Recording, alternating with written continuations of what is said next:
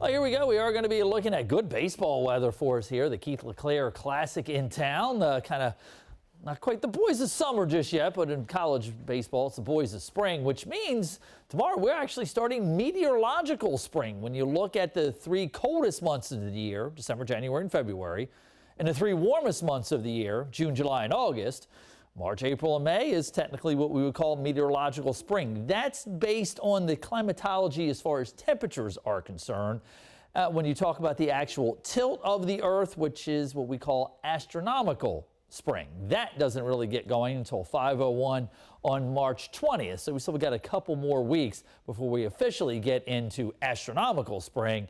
And I think there's going to be some colder air in the eastern United States as we go through week 2 and week 3 in March. Starting to see things warm up though for us here right now. That live look, Winterville Pitt Community College, right around that 60-degree mark, stepping out the door this afternoon. Not quite as breezy as what we've seen here recently, and in other spots right around that 60-degree mark as we speak as well, with those winds starting to go a little bit more from the northwesterly direction. They're going to slowly spin around to the west and eventually southwest, as we are going to be looking at a high pressure sliding across the deep south.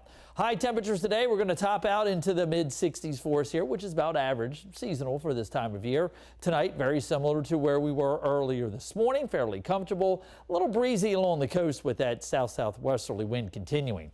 This is the next system that we're tracking. It doesn't look all that impressive right now, and it's basically just generating its moisture coming over the Great Lakes. That's because a high pressure is sitting down here along the Gulf Coast states, blocking any inflow of moisture into that system. But what it makes up for is the cold air coming down from Canada in behind it.